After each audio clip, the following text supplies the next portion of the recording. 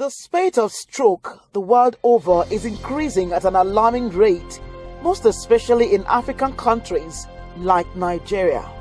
In order to intervene in the growing rise in stroke cases, Rise Clinic, in collaboration with Neurosurgery Specialist Hospital, National Hospital Abuja, and North Bay Medical Center, US, recently organized a 2-day training workshop on stroke management tagged Stroke, Burden in the Society and the Way Forward. Education and healthcare is required for any economy to grow. True or false? If you agree, please show your hands.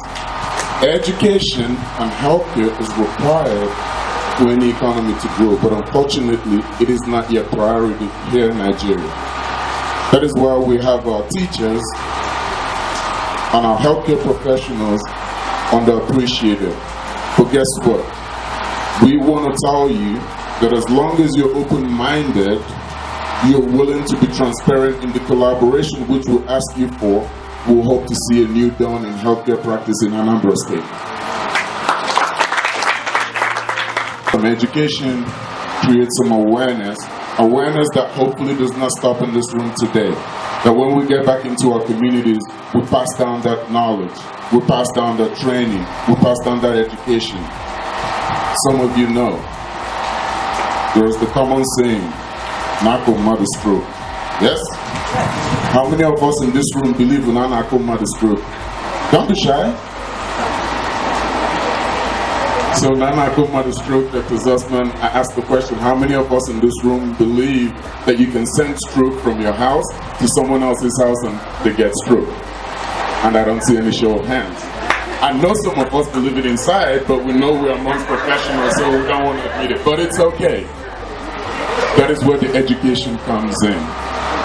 Stroke myths, cultural biases, religious biases.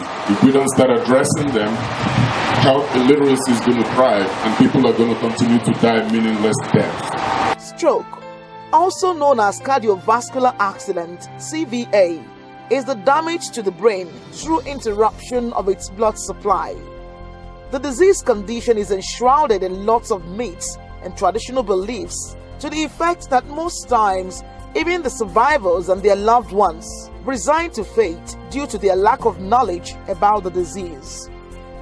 For it to say that stroke has occurred to anybody, it means that the person must have suddenly lost a neurological function. Okay? So either that neurological function is localized to one part of the body or is involving virtually all the parts of the body. And it must be sudden. And then when you trace the origin, you find out that it's of a vascular origin. And again, too, it will have lasted more than 24 hours or sometimes leading to death. That's when you say that stroke has occurred. So like if somebody who suddenly develops weakness of one part of the body, maybe the hands and the legs, or the mouth starts moving to one side, or the person develops difficulty with speech, okay, and sometimes it can even lead to loss of consciousness. When this kind of thing happens suddenly, you are bound to say most likely that stroke has occurred.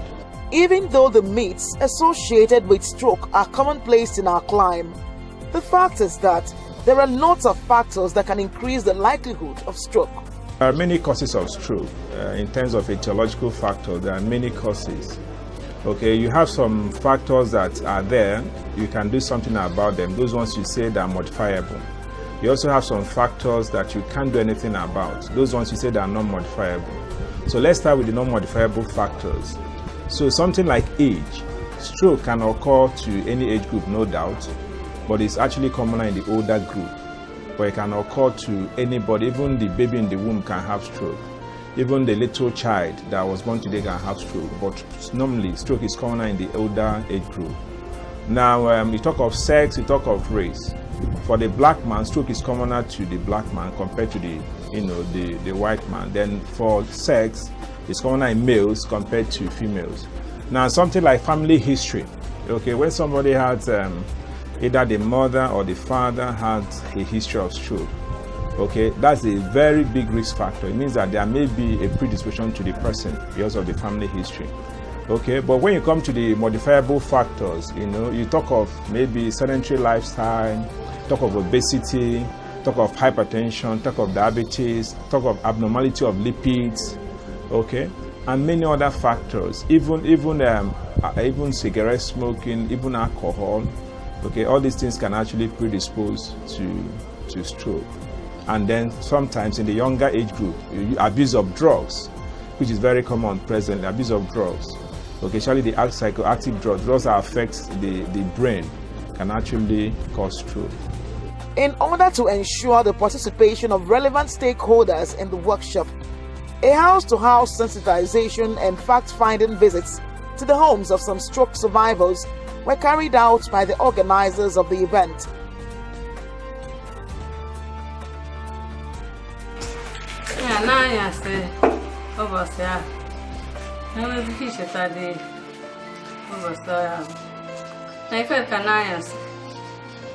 Around the 12, the near midnight night.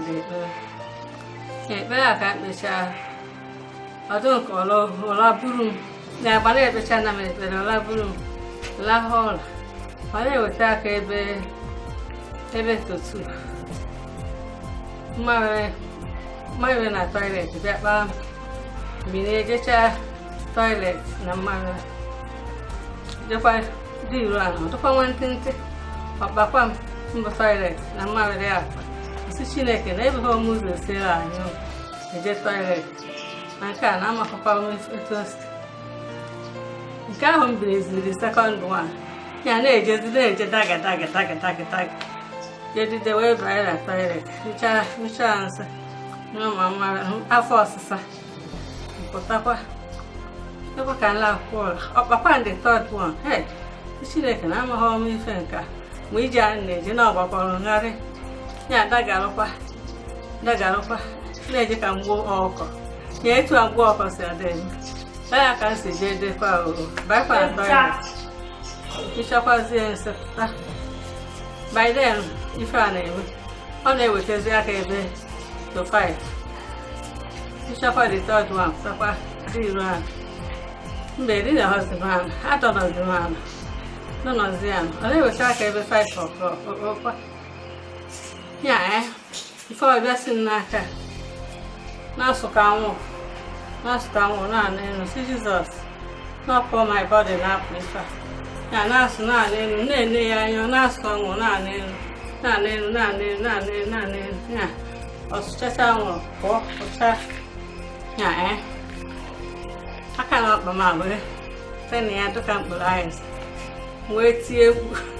I'm going looking at one way, what some organ. Stand up with who made me. Vanity. I was not be around the bed if I get boy. One or not just the nature of honor.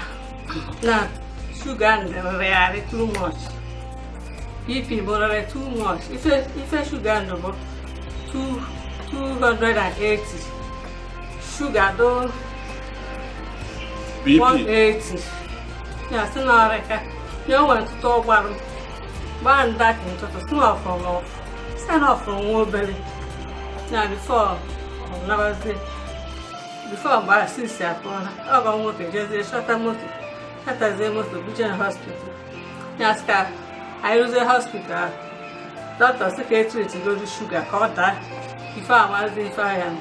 And what I'm saying, only that now, me can listen. Meseta, me a call this.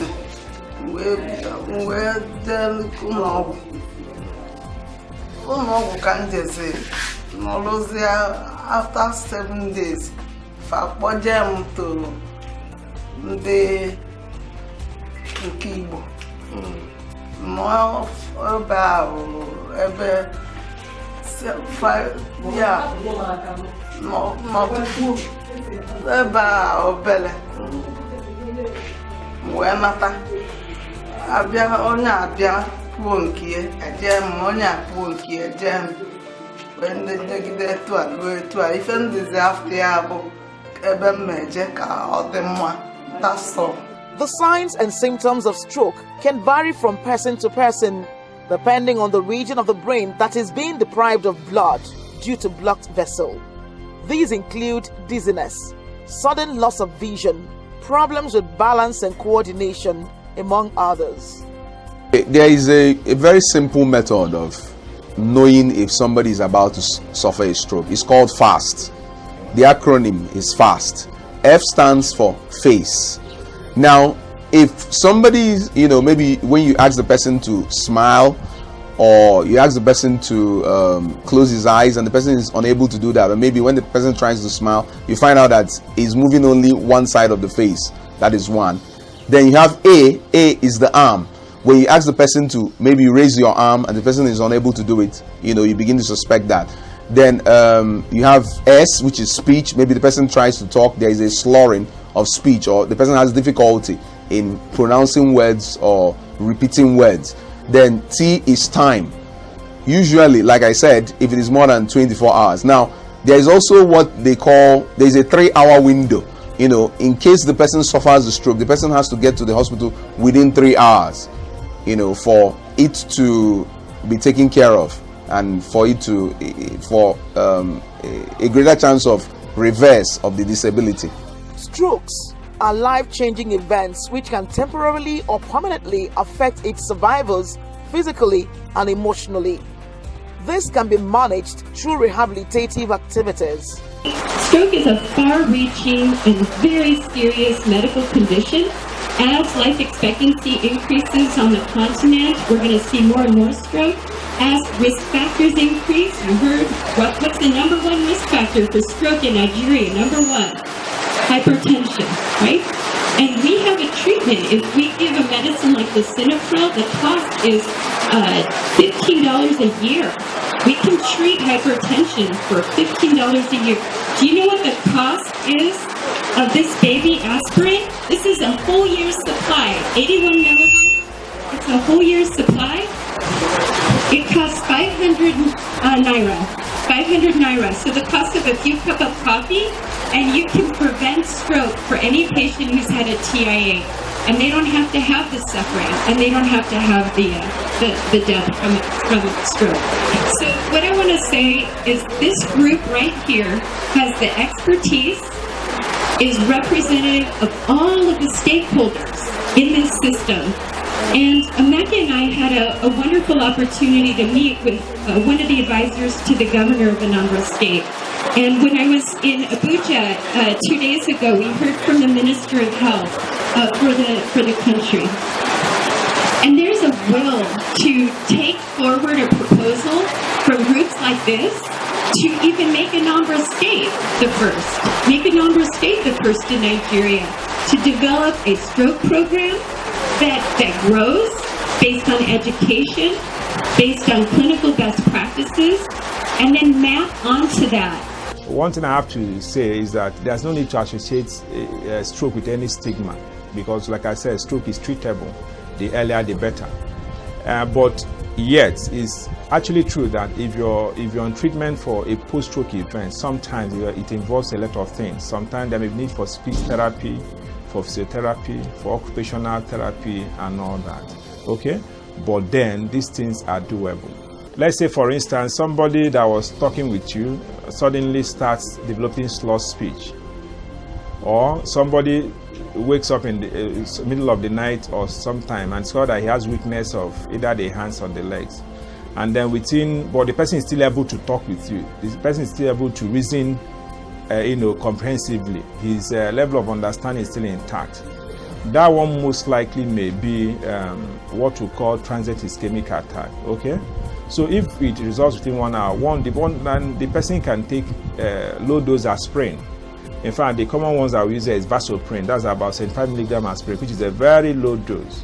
So when you now take it, okay, you swallow 1 tablet, and then you seek medical attention as soon as possible. But if the person that develops that weakness, okay, that develops either weakness of the hands or legs with slurred speech, suddenly loses consciousness, please do not give aspirin, because that one may actually be the bleeding type, the hemorrhagic type. So in that case, if you give aspirin, it won't be to the person's interest. So you take the person to the hospital. But like I said, the best is to seek medical attention as soon as possible. There is no gainsaying the fact that Rice Clinic is leading in the campaign against the high prevalence of stroke in the state and Nigeria. But the collaborative efforts of people from all sectors of the economy will contribute to drastically reducing the dangers posed by stroke on the populace. The two-day stroke workshop was organized to educate our people about stroke management, the challenges in the society. However, it's one of the preliminary steps of going on to the longer-term solution for stroke. So we called in healthcare providers, people in the community, to tell them about the disease, provide basic education, and get them to understand what kind of care is available out there. But like I said, all of this is a preliminary to setting up a statewide stroke care coordinated program that can allow people at all levels of care to participate in the solution and can allow all people at all levels of socioeconomic status to benefit from this stroke care.